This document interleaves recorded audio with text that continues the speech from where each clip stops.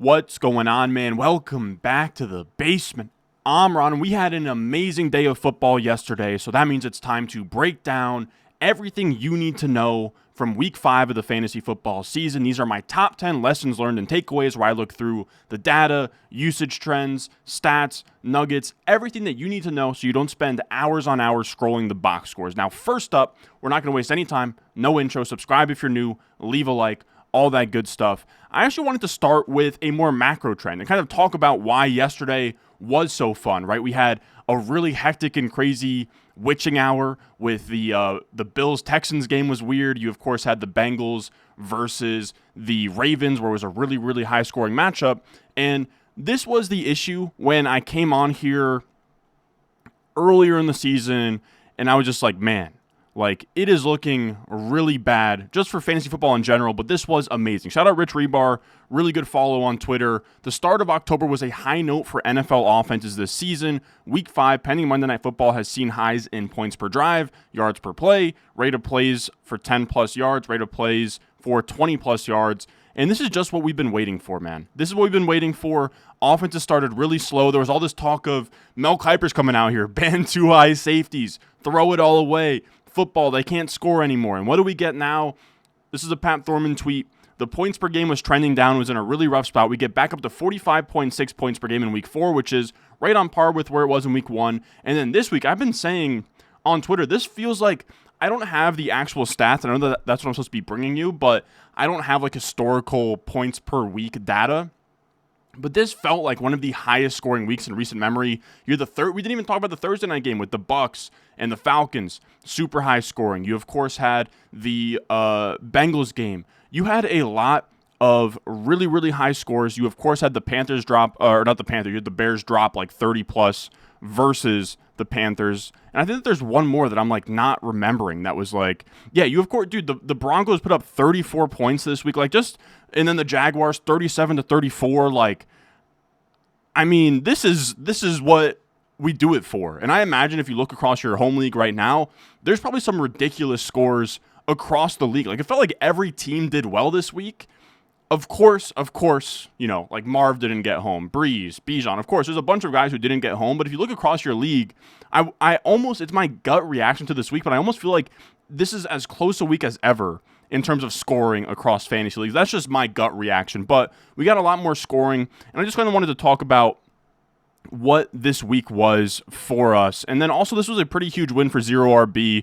I will say, we liked Zero RB this year. We liked Hero RB. We liked Double Hero. I draft everything about a third of the time. So this is not me saying, you know what, Zero RB is on top. If you drafted 4 running backs up top, go shove it. I'm just simply saying that this week was huge for Zero RB. I don't know if this is going to be a trend that continues, but a lot of what we preach in the offseason, right, is that these running backs, they get hurt as the season goes on. There's chaos, and that's kind of what we saw this week, right, where in terms of the top 24 running backs in PPR points scored, you had Tank Bigsby, Rico Dowdle, Trey Sermon, Chuba Hubbard, Chase Brown, Javonte Williams, Roshan Johnson, Tyrone Tracy, Brian Robinson, Cam Akers, all guys either picked up off waivers or drafted in the late rounds of your draft, which is kind of what we build a lot of our strategy about in the offseason. It's nice to see some of this come to fruition. Now, of course, that was getting hammered early on, right, where we were taking a lot of these Chase Brown guys like Rashid Shaheed and Jamison Williams were popping off, and then the dead zone of like Aaron Jones and Alvin Kamara and Joe Mixon looked really good through the first few weeks. I'm not declaring any of that dead.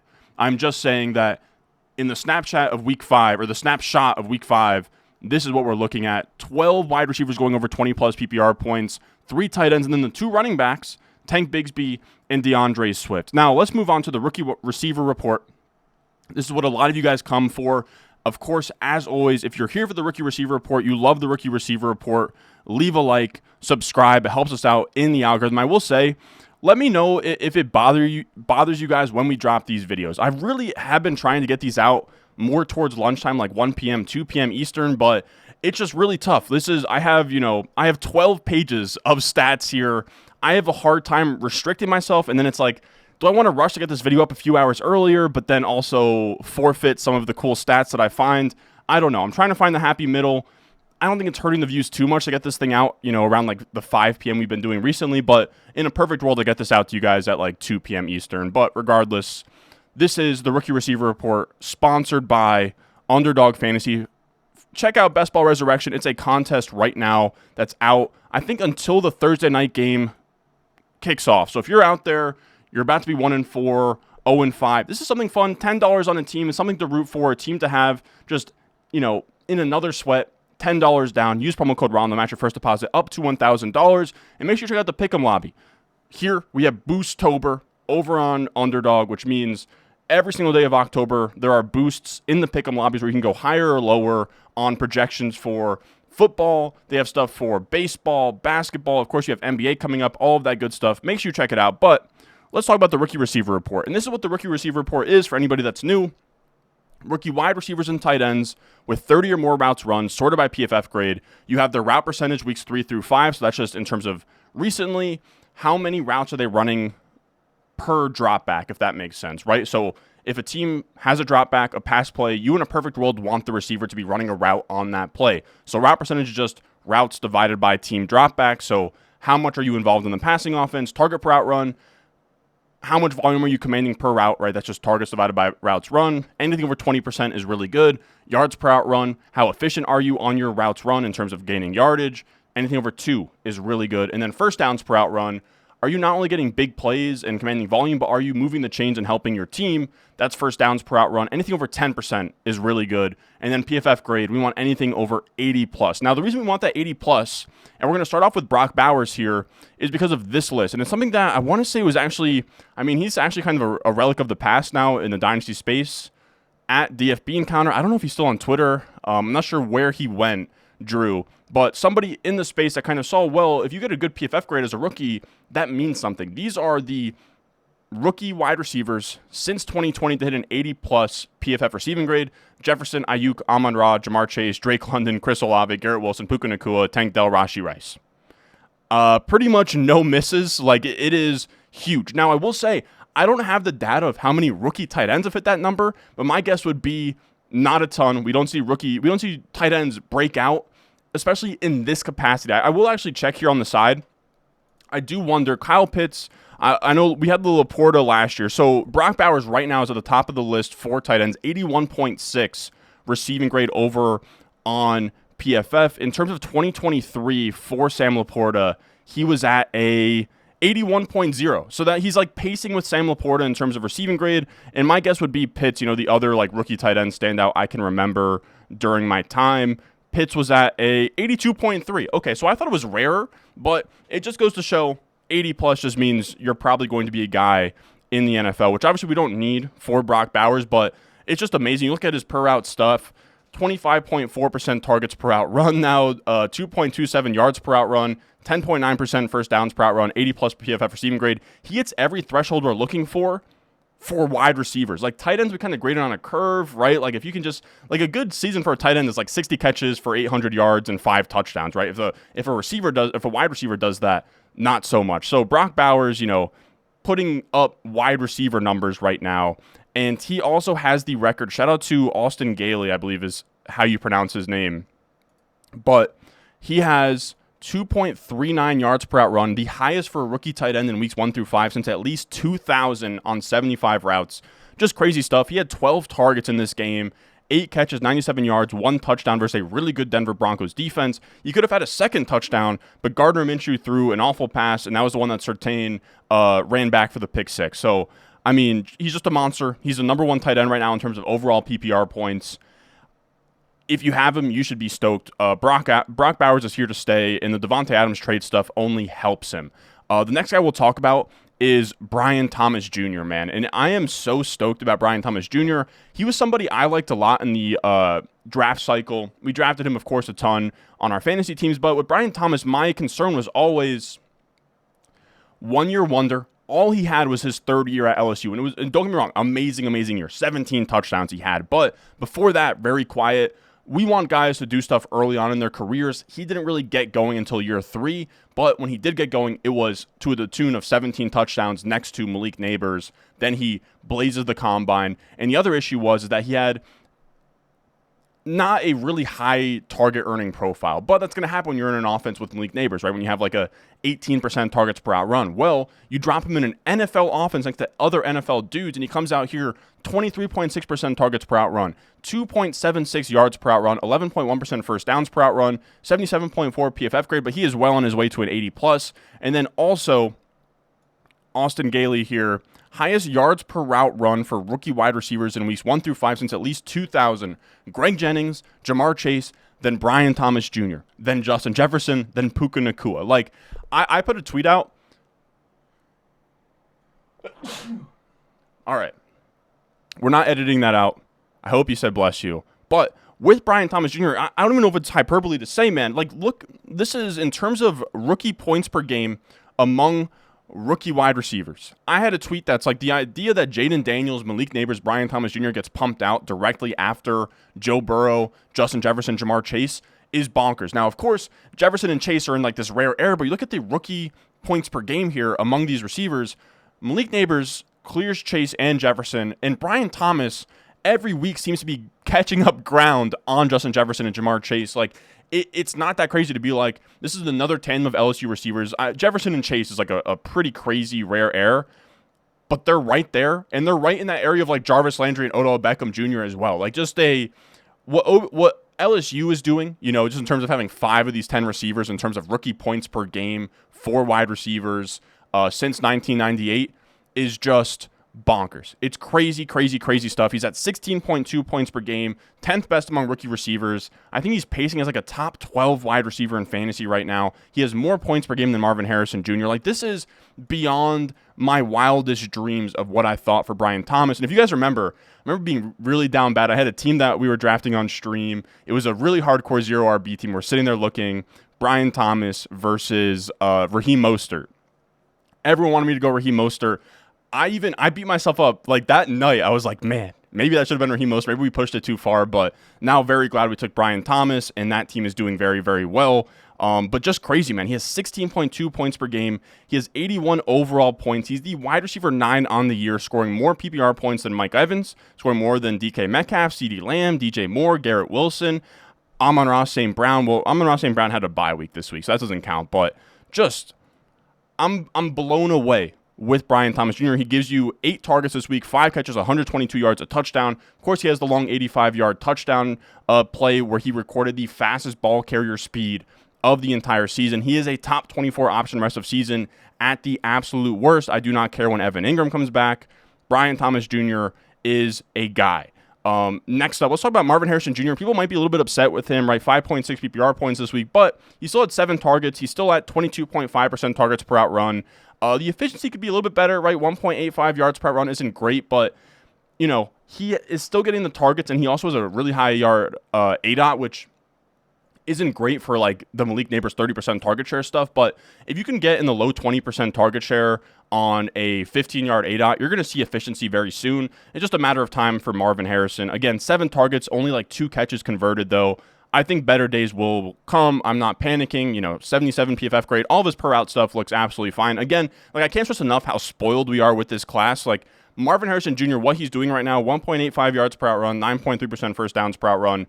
Very, very much fine. Like, that, those are not bad numbers. Those are not lackluster. Those are really good for a rookie receiver. And then let's go down this list to Jordan Whittington. He's between Jalen Coker and Eric All up here. And I have no clue what waits for Jordan Whittington when Cooper Kupp comes back, when Puka Nacua comes back, but this is a real NFL guy, man. You look at his per route stuff, 24.2% targets per out run. That is legit. 2.12 yards per out run. That's better than Ryan McConkey, better than Marvin Harrison Jr. 10.5% first downs per out run, better than Marvin Harrison Jr. So he's moving the chains. He's only been a full-time receiver each of the last 2 weeks so far. He put up 10 targets, 7 catches, 89 yards. That's like, you know, no big plays. He's just out here grinding, earning volume, being efficient. I'm very impressed. This is a day 3 guy making an impact. Now, we're accustomed to, Tank Dell in years past and Puka Nacua, but this to me, this feels a lot like your like Darnell Mooney day 3 wide receiver breakout, and that's no diss at Whittington. Like, Darnell Mooney was a darling for a second there. I'm just trying to think of like reasonable day 3 outcomes, but Whittington could even be above and beyond that. And then somebody else that's in the same category of like UDFA day 3 guy, Jalen Coker. We mentioned him on one of our like deep sleeper rookie stashes during the dynasty season. Jalen Coker, right under Marvin Harrison Jr., ran 0% of the routes in week 3, 10% in week 4, then 64%. Now, 64% only came because if you go down to Xavier Legette leaves with a shoulder injury, only recording 29% of the routes run. So we get Jalen Coker to fill in here, but this is a UDFA out of Holy Cross that popped in my model. And Steve Smith, he works for Underdog. Shout out Underdog.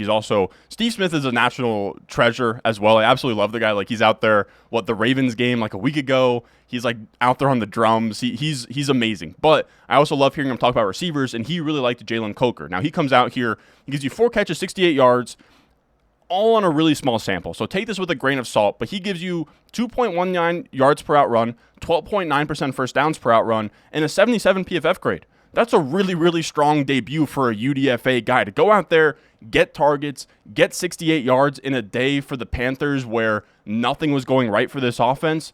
That's huge. Now, I don't know how this moves forward. Maybe he earns routes moving forward. This is not somebody you need to care about at all, really, for redraft. But in Dynasty, if he's on waivers, he needs to be stashed literally everywhere. Now, let's talk about Keon Coleman right here. Not great for Keon Coleman. Not great. I mean, he got the long touchdown was electric. It was electric. Did he step out? Who knows? But he gets 5 targets. He turns 5 targets into 1 catch for 49 yards and a touchdown. And that's been the story of Keon Coleman. Because he's someone who doesn't create separation, he's going to have a lot of contested catch opportunities, and those are hard to convert at a high rate. So we're seeing a lot of like 6 targets for 2 catches or, 5 targets for 1 catch like yesterday. That's not great. It's not good enough to ever feel comfortable starting him in redraft. But if he can find consistency, he'll be startable in redraft attached to Josh Allen. If not, he's still someone I'm bullish on long-term for Dynasty. Like, he's still making an impact on a good offense, making big plays after the catch. It's just tough for the Bills, a playoff team, to ever, like, have this role for Keon Coleman of, like, a 25% target share. It's just not quite there. He's really more on, like, early career Mike Williams stuff of, like, a, what is he per route? 14.7% target per route runs. We're looking at, like, 16% target share, and like most of them are 50-50 downfield balls where there's not a lot of yards with the catch opportunity, so it's tough. Now, the rest of the guys that we'll talk about here, the tight ends, Eric All still doing the stuff where he is efficient, where he's commanding volume, looking good. He's blocking more as well, but it seems like he's pretty locked into being behind Mike Gesicki here. The rest can pretty much be discarded. AJ Barner, no reason to really think about him. Cade Stover, not really either. I think Dalton Schultz ran his highest route share yet this past game. Theo Johnson, whatever. And then JT Sanders spiked to 74%, but that's because Tommy Tremble, really fun tight end for the Panthers, got absolutely floored to the point where he was like unconscious. So wouldn't really put much stock in the JT Sanders usage. I will say Luke McCaffrey's running more routes. That's about it. A lot of the advanced like average separation score type metrics like him in terms of his ability to get open. We have to see that convert into targets, but something is there in a really good offense. A.D. Mitchell still at 30% plus targets per out run. Still got a bunch of targets in this game despite only having a 24% route share. It's just the story of A.D. Mitchell right now. He gets on the field about a quarter of the time. When he's on the field, he gets a target about a third of those routes, which is really good. He's getting open, but doesn't really result in much. I think that he had a little bit better of a day than we've seen recently from him, just because, he actually caught a couple, which is really encouraging. And he reminds me a lot of Dontavion Wicks, where he's going to be frustrating because he's going to have really good targets per out run. He's going to have a lot of really good per route games. And this was actually A.D. Mitchell's best game at this point. To this point, he only had 2 NFL catches despite the really good targets per out run stuff. In this game, he gets 7 targets, 4 catches, 38 yards, which is really good for him, and a 3.17 yards per out run. His best yards per out run since week 2 when he had a 1.2 yards per out run. So, really good, but this is 1 with Joe Flacco, and 2, he's still behind Alec Pierce, Josh Downs, Pittman, and I don't see that really changing without one of them getting hurt. So just someone to stash for now. Then we'll also talk about Jalen Polk. He's down here right next to A.D. Mitchell. He ran 97% of the routes this week, setting a new career high after setting a career high last week. He's on the field a ton. He's pretty much the number one wide receiver. He goes out here. He has 15% targets per out run, so he's really improving in that aspect as well. And this is 2 back-to-back weeks now with Jalen Polk where he gets a big play called back, right? Last week he had the sideline catch versus San Fran. This week he has like a weird toe tap catch that he gets a heel down and the toe down, and they don't call it a touchdown. So he only gets 1 catch for 13 yards on the stat sheet, but he commanded 6 targets in this game. He commanded 6 targets weeks 1 through 3. Then he commands 7 targets, 6 targets. So we're saying 1, 3, 2, 7, 6. We're seeing him get more targets. He's getting more trust with this offense. But we need Drake May for him to have any kind of upside in fantasy football. And then we'll talk about Troy Franklin as well. This one was tough, dude. He had 2 targets. He's still at 31.4% targets per out run. His routes are decreasing. He dropped a wide open touchdown pass from his college quarterback, Bo Nix. It's tough. Again, getting open, getting targets, all good stuff, but he's doing nothing with them. He's dropping passes, losing faith is how I would put it with Troy Franklin. And then we will touch on Rome Odunze last year. Not looking great. Under a 60 PFF grade, under a 15% targets per out run. I'm not fully panicking yet on Rome Odunze. We've had some weird issues with this offense in general. He went down with a knee injury in week 1. I think that there's better days ahead. We've seen what the upside is. A lot of the independent from targets and production type of metrics like separation has graded him well. I know Matt Hardman has dug into it and said that he's separating well as well. I think he looks good on film for the little amount of film that I watch on the QB school. He gets 6 targets in this game, 5 catches, 40 yards, nothing crazy, but Caleb's now figuring it out, and I think there's better days ahead because of that. And that's our third takeaway here, is going to be the Shane Waldron redemption. Shane Waldron, I came on here, especially my trade targets video, which I look dumb for saying now, right? Because I said sell DJ Moore, sell DeAndre Swift. I probably should have waited a week knowing that they were playing against the Panthers this week. But maybe you could have sold them to an owner who was like, look, they'll get the Panthers this week and they'll score more, but still not great. Now, when we have DJ Moore, I wanted to show these. These are what we showed last week with DJ Moore in this offense. Is we had DJ Moore before Waldron, right, which I'm messing around with here, where he's running crossers, he's running all over the field. Then you have this one, DJ Moore with Waldron, that is really ugly. That's literally just streaks and hitches. It streaks, hitches, and 1 5-yard out. And then here, his route chart from this past week was very encouraging. I think the Shane Waldron offense is picking it up a little bit.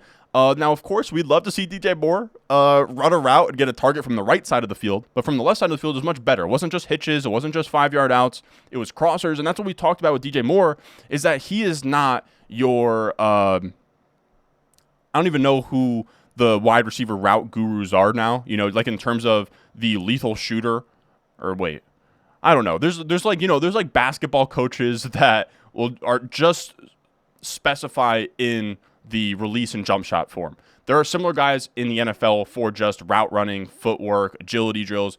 DJ Moore is not going to run like the prettiest dig route, manipulating leverage and like going crazy in terms of, Chad Ochocinco watching his film and crying like he does with Devontae Adams. But what DJ Moore will do is he will out-athlete you. He will run away from you. He will make plays after the catch. And that's what you see here, right? On the touchdown on the crosser, he runs across the field, gets the ball 20 yards downfield, and then cuts up and runs into the end zone. That is where DJ Moore is at his best, in my opinion, is running across the field, over the middle of the field, with his guy behind him, not able to keep up, and then he turns on the jets after the catch. That's literally the perfect way to use DJ Moore. And that's what we're getting now, which is really exciting, right? He gives you 8 targets, 5 catches, 105 yards, 2 touchdowns. He's finally being used the way we want him to. This is all really, really positive stuff. Now, I will say, Caleb looked great, but it's tough. You want to put a little bit of an asterisk with Caleb because, again, it is the Panthers' defense. Now, there was a stat I wanted to show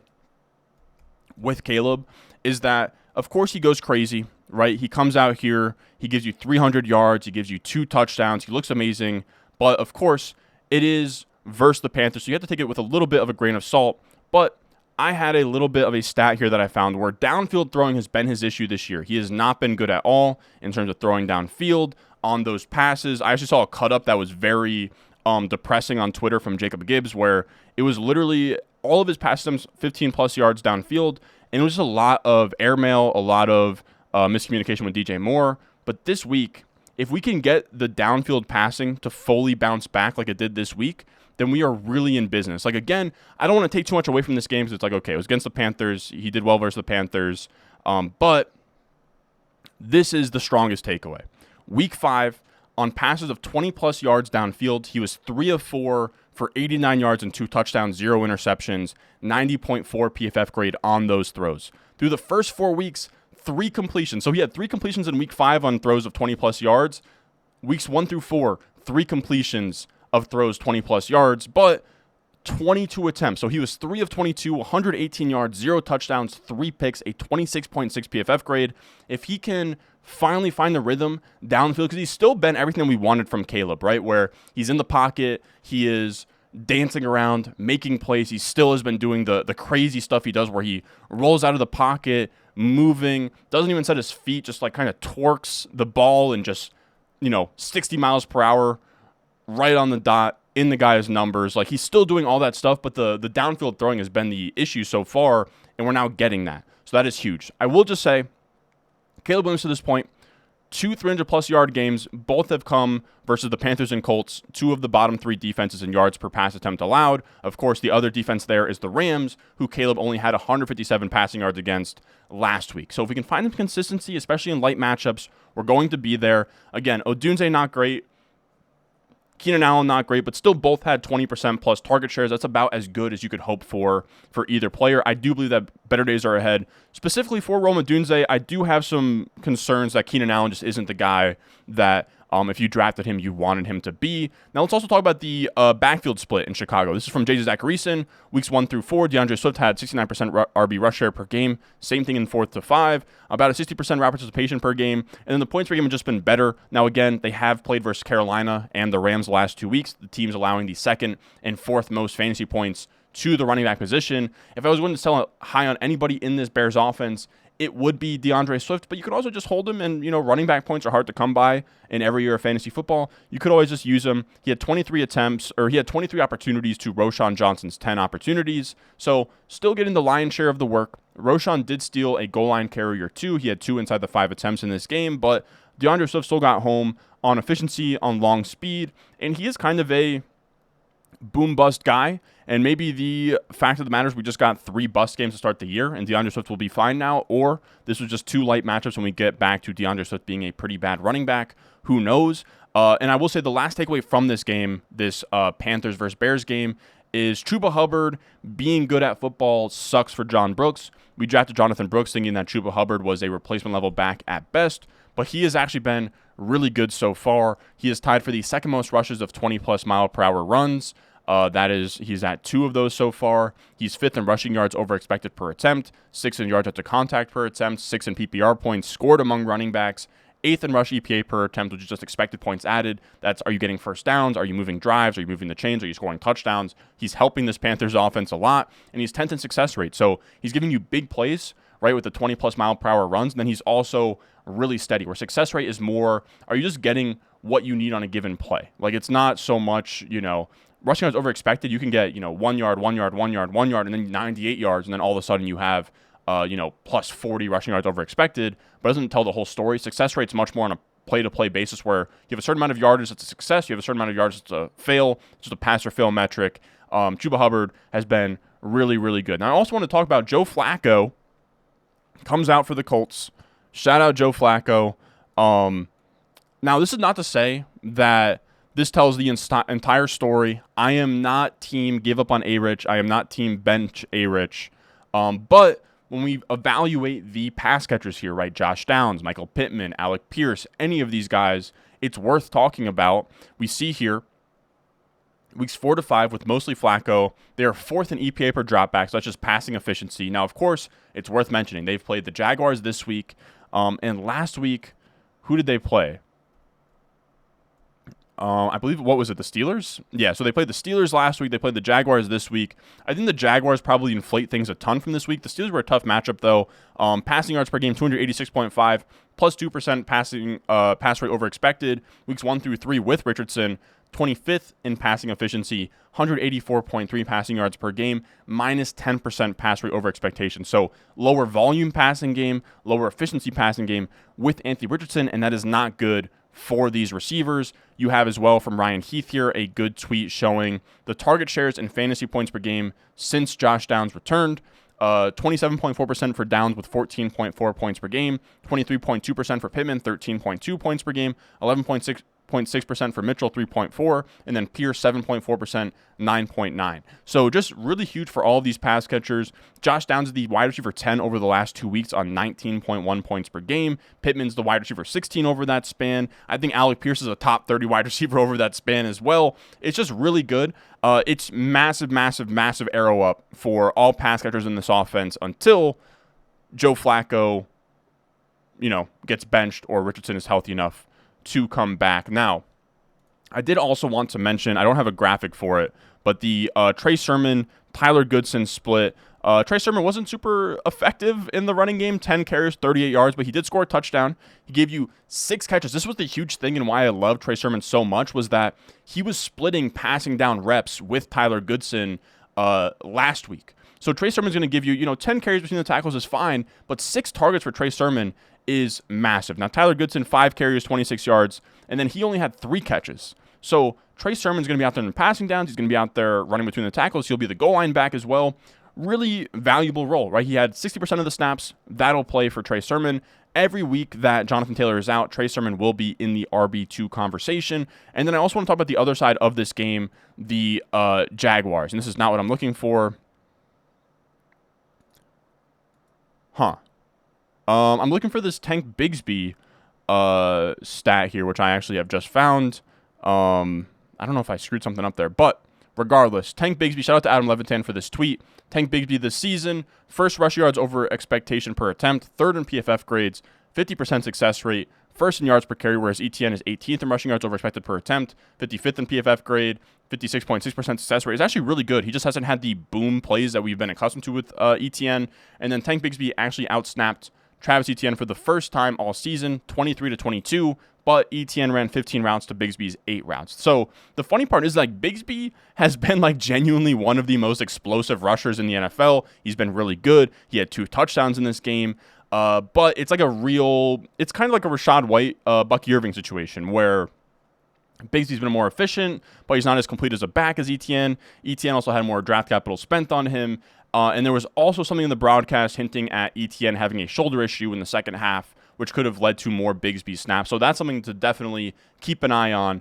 But yeah, I don't know that Bigsby is ever going to take over this backfield where this is the norm, where he's going to outsnap Etienne, a healthy Etienne every single week. But it's interesting. And if Etienne ever goes down, Tank Bigsby would be a top 15 option in any of those games. Then let's talk about the Jets offense. This is very rare that people, I ask every week in the Patreon what you guys want to hear me talk about, and I make sure to sort of see what you guys are asking for, because I don't want to hop on here and talk about whatever I want to talk about and then skip over the stuff you guys wanted to hear about. And the Jets offense is one of those, right, with Garrett Wilson. He finally gets home. Breece Hall, people are frustrated with. So what is the vibe check on the Jets offense? And I will say the first thing to really understand here is that the Vikings defense is really good, right? Brian Flores is out there. He's going to send exotic pressure where, he will have 14 guys on the line of scrimmage and then send half of them back into coverage some snaps, sometimes send the all-out blitz, whatever. And I'm obviously exaggerating with 14. I know that you can only have 11 people out there, but he is very weird with how he stacks the line of scrimmage, and he'll just drop, he'll have 8 guys on the line of scrimmage and then drop 5 of them back into coverage, or sometimes only one of them back into coverage and send the house at you. So he is a really fun defensive coordinator. Right now, the Vikings are the best EPA per play defense, allowing minus 0.214 EPA per play. That is really good. They are the best defense in the NFL. So let's just get that out of the way. The Vikings are the best defense by the stats in the NFL right now. And I think that makes sense, right? They held the Texans to 7 points? This is a really, really good defense. Now, Breece Hall here, this is from the utilization report over on Fantasy Life. Brees had his best snap share at 75% and his best rush attempt share at 64% since week 2.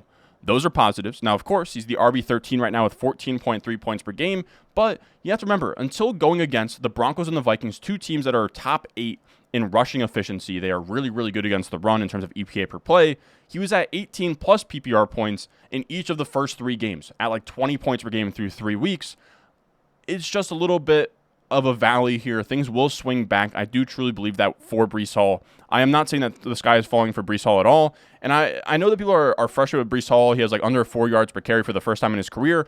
I don't really think it's on Brees, dude. This offensive line is just absolutely brutal. Somehow, some way, their allowed pressure rate has actually been really good. Like, this has been a good pass blocking unit. But in terms of the run game, they're doing nothing. They're second worst in yards before contact per attempt. So they're getting 0 push. The running back is getting hit right when they get the ball, and then stuffed run percentage, 21.2%, third most in the NFL, despite only having 14.2% stacked boxes on rush attempts, the 5th lowest rate in the league. So it's not even like teams are stacking the box and, selling out on the run. It's just very simply, even in base, we can't run the ball on these defenses. So as a Jets fan, you guys can tell I'm saying I'm very annoyed by it, but it is what it is. Again, these are 2 really, really good defenses with really good defensive lines. Of course, you have Harrison Phillips in there. It's just been very, very frustrating. You hate to see it. But the usage has still been good. I think that there are better days ahead. You get the Bills this week. The Bills who got ran all over on by the Ravens, one of the worst run defenses in the league. They're allowing the most fantasy points to running backs in the NFL. I think we're getting a huge Brees bounce back spot this week. And the usage is still great. 65% of the snaps, 64% of the rush attempts, 63% of the routes, 8% of the targets.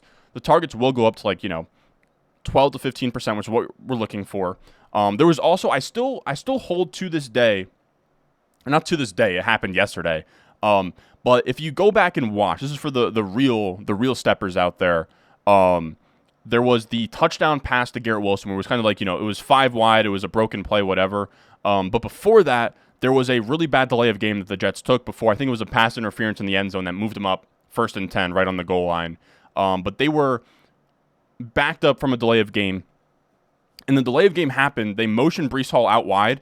And originally there was like a safety on Brees Hall. And then he switched with the linebacker. So you got you had like a 3-by-1. So there was like 3 on one side of the field and there was 1 on the other. It was Brees Hall and the linebacker. And Aaron Rodgers is sitting there. He's, making all of his adjustments, doing whatever. I truly, in my heart of hearts, believe we saw in the Titans game where Aaron Rodgers simply said, there's a linebacker on you. I'm going to throw you a go ball. And that was the long receiving touchdown he had. I truly do believe that the play there was going to be let Brees Hall find a way to get open versus linebacker for a touchdown. That's just a hunch. But of course, Aaron Rodgers setting up protections and calling the play at the line, delay of game, they're moved back. They get bailed out by a pass interference that gets them up to the line for the Garrett Wilson touchdown. But that's just my 2 cents. I think the receiving stuff will be there in the future for Brees Hall. And I think that the big W overall is that the Jets have lost both of these games in ugly fashion in the games that Brees Hall didn't play well in. So a lot of this usage stuff isn't going to stick. They're going to start trying new things, starting to try Brees Hall more in the passing game, whatever. Different play calling. Things will change because of these 2 losses. And I also do think that if Devontae Adams comes to the Jets, that will be a really good thing for Brees Hall. Another passing game threat to back the defense off of the running game. And then I'm just not hearing, and I will say, I love Ray GQ. I'm a huge fan of Ray G. I've been following him forever. So this is no slight to him. I've just seen a lot of this sentiment, and I'm just not hearing it at all. 22 freaking targets for Garrett Wilson, and my dude could only muster up 101 yards. Talk about doing the least with the most. Then a Ryan McDowell tweet, Garrett Wilson just the 7th player to record 13-plus receptions on 22-plus targets in an NFL game. He finished with 101 yards, the fewest of the 7 players. I get it. You want more efficiency on those targets, but this was a game versus the best defense in the NFL in a game where Aaron Rodgers threw 3 picks, only like the 6th time in his entire career he's done that. It was legitimately one of Aaron Rodgers' worst game in his entire career versus an amazing defense where even Jefferson didn't really get home and wasn't efficient. And that was because that was what the game environment was. 2 really, really good defenses, 2 quarterbacks that weren't playing at their best. And that's just what happens. I had a tweet that I put out there today that Garrett Wilson scored 29.1 PPR points on 38 expected PPR points. So he was inefficient, minus 8.9 points. Same thing with Jefferson. I know Jefferson's Jefferson. He's had this whole resume and whatever. But I'm just saying, two really good wide receivers in the same game, same environment, did the same thing.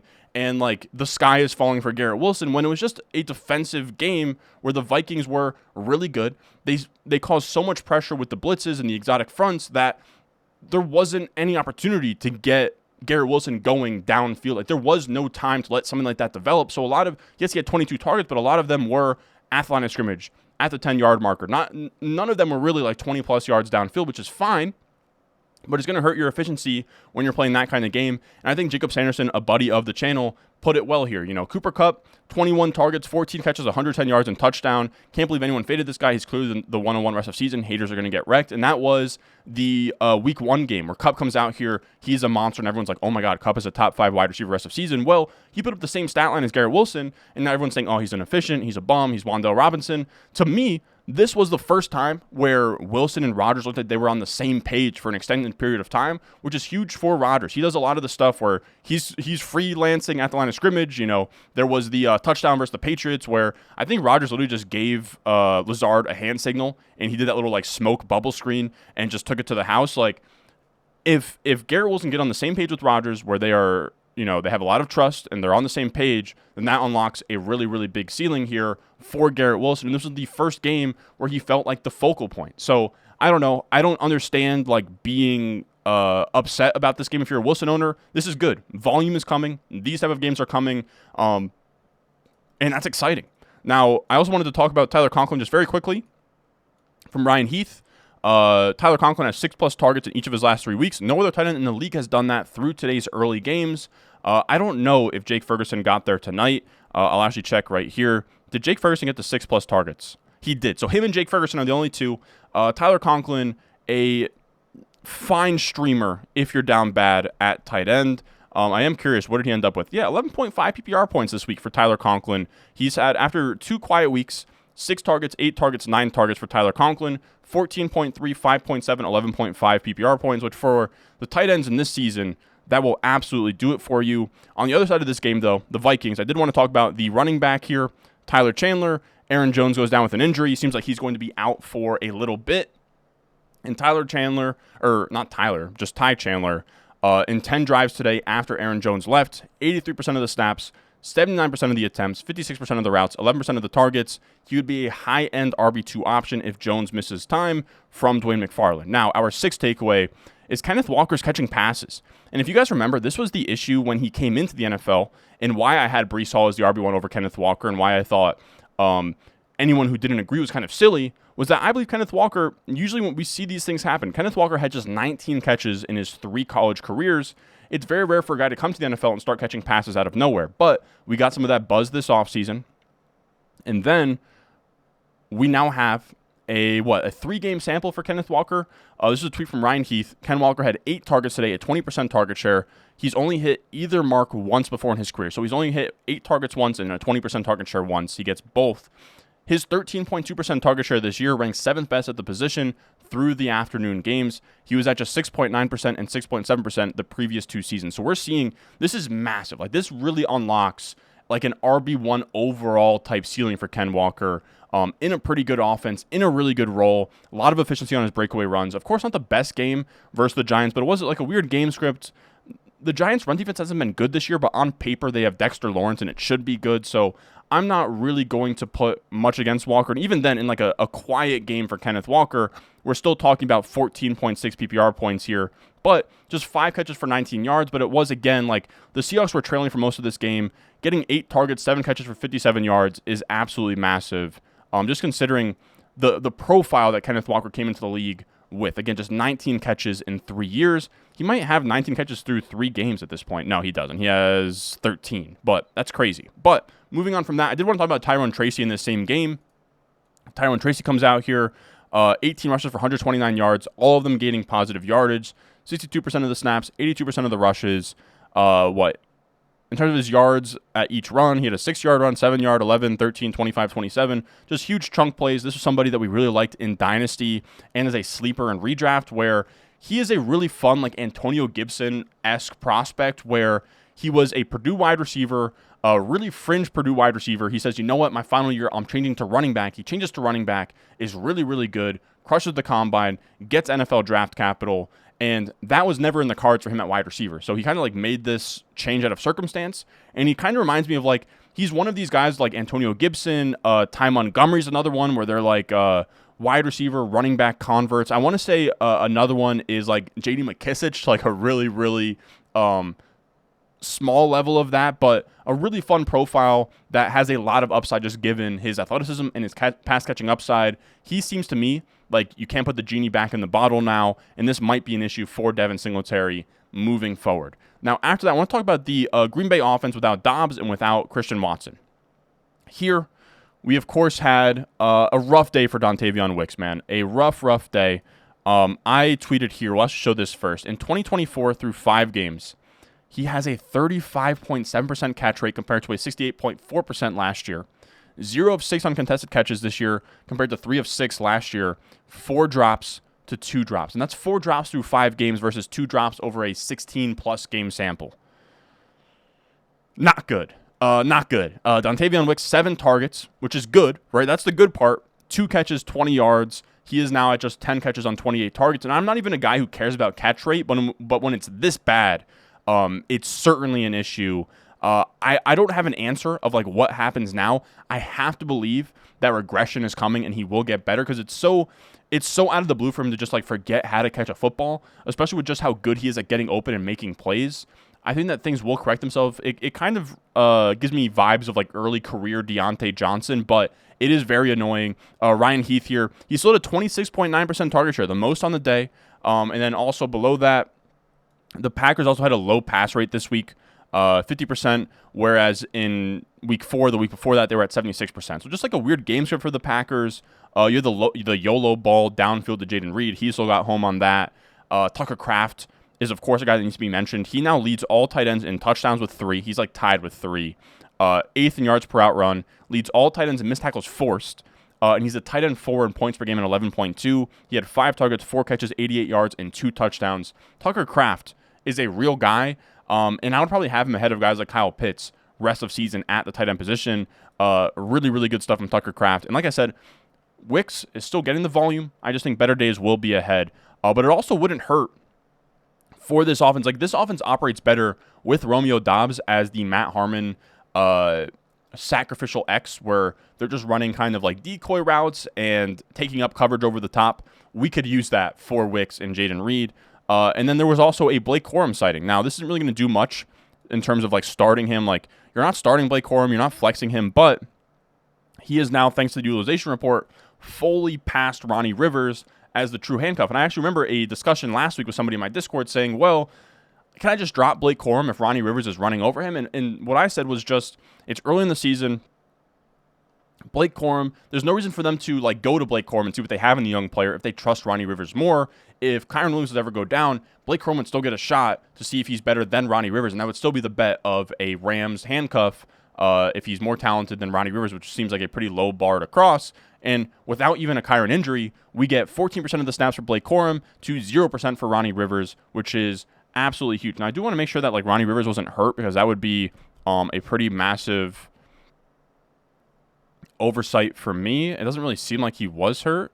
Reverts to a special teams role. Yeah, it just seems like he became more of a special teams guy in this game instead of a running back. Blake Corum, 5 carries, 25 yards. He had 1 catch for 8 yards. He did have 2 carries inside of the 10. Didn't convert on them. Kyron came in, punched it in. Again, we're not using this usage in our lineup, but it's good to see that he's making progress up the depth chart. That is huge and a reason to keep Blake Corum on your bench. I know a lot of people are getting very impatient with Corum. Our 8th takeaway is the Bengals are beautiful for fantasy football. They're just absolutely perfect. We saw 30% plus target share to both T. Higgins and Jamar Chase. 12 targets for Chase, 14 for T. T gives you 83 and 2. Jamar Chase gives you 193 and 2. They both get home. And this team is so beautiful for fantasy because of this. They get the ball to their best players, which is huge, right? 39 targets, 26 of them go to T and Chase. That is huge. And then also, this offense is 5th in points per game, but they're fifth in points per game with 28 points per game, but they're allowing 29 points per game behind just the Panthers. So they're a top 5 offense, a bottom 5 defense in terms of points allowed, and that is huge. They're a walking shootout, right? They go 41-38 versus Baltimore. They even got into a shootout with the Panthers. Their defense is so bad. So that is perfect, right? Like, if you're a Bengals fan, not great, but, it's going to be some fun games out there. But for fantasy, it's perfect. And then also, Zach Moss gets hurt in the fourth quarter. He comes back in, but it's important to remember, Joe Mixon came back in after the ankle sprain himself. He then leaves the game, and he hasn't been back, since week 2. So something to remember with these guys, if they leave with an injury and they come back, it doesn't mean that they're going to be just fine. It means that the swelling just hasn't really caught up to them yet. And with Chase Brown, before Zach Moss went down, what am I looking at here? I thought that this was Chase Brown gets a 50% carry share, received both goal line carries, 10.3% target share. I think Ryan Heath spelled that out wrong, but I'm going to double check here on the Chase Brown thing. But regardless, he's had a really good role recently. Yeah, Chase Brown, 55% of the rush attempts. No, he had 0% of the inside the 5 stuff. So Zach Moss worked inside of the 5. I think Chase Brown might have had like a target inside of the 5. I'm not sure, but it was still good usage, and he is going to be a monster if Zach Moss misses any time. Now, I am curious here.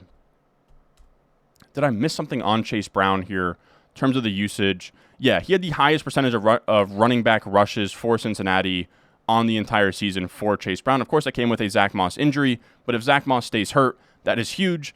Then we have Messy Backfields. Of course, I'm looking to lead this off with Hayden Winks. Shout out to Hayden Winks, new dad. Still putting out fantasy tweets on a Monday. Shout out Hayden Winks. Usage this week was fun, where it was not the usual suspects. You have DeAndre Swift up here, Sermon, Javonte, Rico Dowdle, etc. Let's talk about Rico Dowdle and this Dallas backfield here. Rico Dowdle, thanks to the utilization report, set season highs at snap share with 51%, rush share 67%, route share 36%. All not amazing, but he had 20 carries, 87 yards, which is good.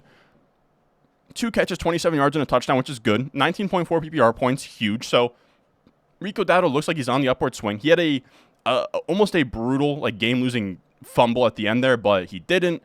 He looks much better than Zeke. I fully expect Dalvin Cook to be activated soon, but Rico Dowdle looks like he's a guy that you can trust in your lineup as a top 30 option.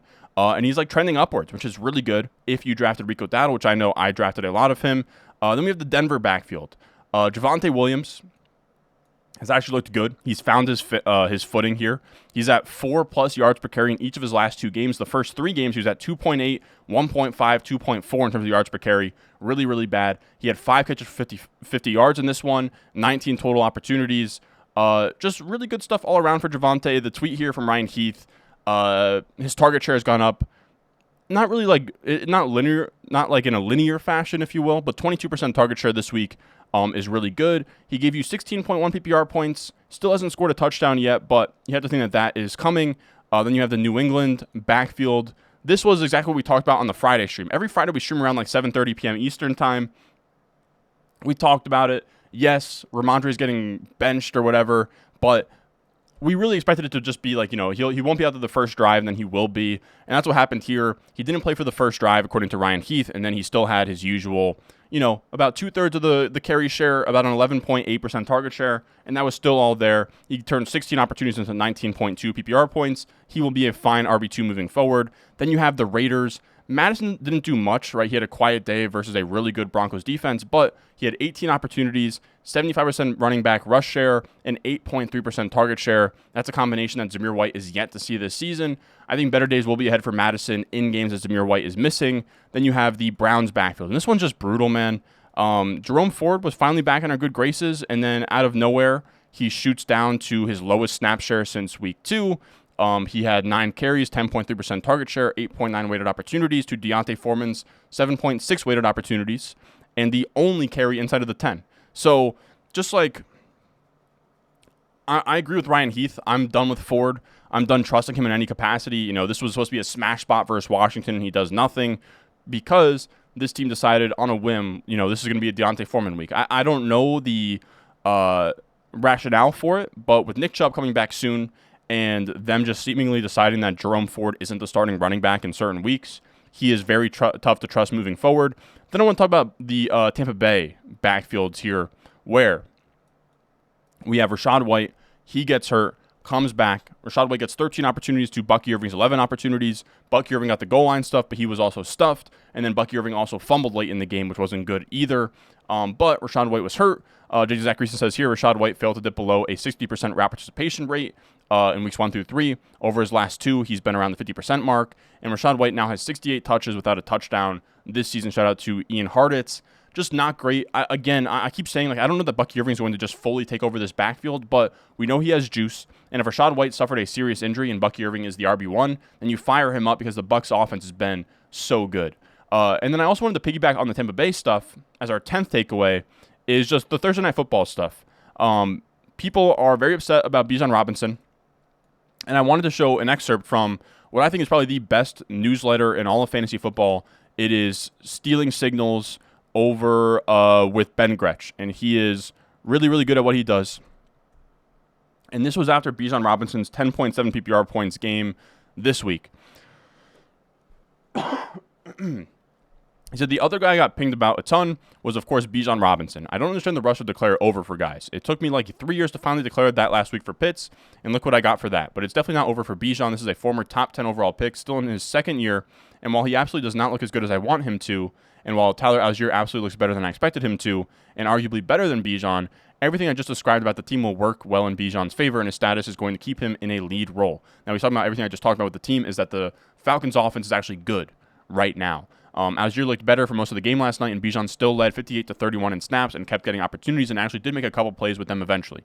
If you look at the box score, his numbers are far stronger than Algier's, but that obviously doesn't tell the whole story. I'm just saying we're all responding to Bijan's struggles from really lofty expectations, but he's not in as much trouble as it seems, and the positive offensive momentum is eventually going to be good for him. This is not the same deal as White, for example, because of the draft capital and because it's only year 2 and not year 3. So he's saying, better days are to come for Bijan Robinson. And I wanted to bring this up because I think a lot of what I get is this reaction from people in my comments or on Discord or whatever of, is it over for Bijan? Like, everyone's panicking and everyone wants you. Like, I don't know what benefit there is for me to come on here and say, yup, it's over. Wave the white flag on Breece Hall and Bijan Robinson. You drafted them both in the first round. They're both lead backs. They're both getting touches. This Falcons offense is looking good, which is going to help Bijan moving forward. And now Bijan Robinson gets Carolina this week in a huge bounce back spot. Every running back that plays Carolina is giving huge games in the box score. I think we could see that with Bijan Robinson. So no, I'm not fully panicking. Does it suck if you took him in the top 5 that he hasn't hit 20 plus PPR points yet? It sucks really bad. But am I saying is he a bust? Is it completely over if you drafted Bijan?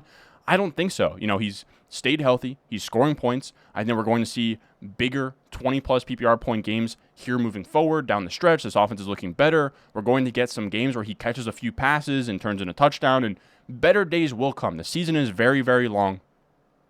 Even during JT's RB1 campaign, through 5 weeks, JT was very, very frustrating. I think that Bijan will figure it out soon. I know it's tough. I know if you're like 1-4 and you took Bijan in the first round, you're like, I don't know what to do here. I know it sucks, but I wouldn't declare Bijan dead. He's still the lead back and it's going to be a good offense.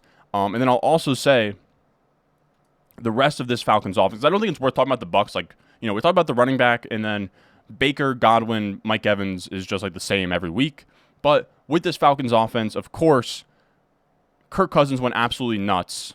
But I was just so happy to see the Drake London usage. He could have even had a bigger day. He left early for a concussion, and then he left late for getting the wind knocked out of him or something. He had a weird game where he left twice, but even still, 13 targets, 12 catches, 151 yards, 1 touchdown. Just the usage and the big boy X receiver, power slot type of usage that we wanted ever since he was drafted and ever since he popped in year 1 rookie receiver reports and just hasn't lived up to that hype. We've now seen it with Drake London, and that's really, really encouraging. Now, I will say, I have given some flack towards Darnell Mooney. Darnell Mooney's a legit guy. Does he deserve to get more targets than London? No. Does he deserve to be the second target leader on the totem pole? Absolutely. He's been very good. And here's the issue. Kyle Pitts, I sat him in a couple of places. That stung. But if you sat him as well, which I imagine a lot of you guys did, I wouldn't beat yourself up too much about it, all right? This was a game, 500-plus receiving yards, 54 targets, and all he got was 8 targets, 88 catches, 0 touchdowns, or 88 yards, 0 touchdowns. He had less targets than Ray McCloud. Like, we talk about this stuff with Andrew Cooper of, he's on Twitter, and we look at his stuff of, you need to be a top 2 target in an NFL offense to have a top 5 ceiling as a tight end. Kyle Pitts isn't going to overtake Darnell Mooney anytime soon. He's struggling right now to overtake Ray McCloud in terms of targets, and that's the big issue. So, I don't know. He has a high enough ADOT, and he makes big plays that when you start him, he's this boom-bust player that can give you, one catch for 16 yards or just a complete goose egg. Other times he can give you 4 catches for, 65 yards and a touchdown because of his high ADOT, because of his big play ability. But in terms of being the guy you drafted him for, to be a steady, every-week tight end, it's just not there. To me, he's still like a back-end tight end 1. I would probably, I think it's really close between him and Tucker Kraft rest of season. I'd probably lean Tucker Kraft at this current moment. Now, that is going to do it for us today. That is our top 10 lessons learned coming in at about an hour here. Of course, as always, make sure you check out Underdog Fantasy for the Boosttober promo going on over there. But if not, I appreciate you guys watching. Leave a like, subscribe, and I will see y'all in the next one.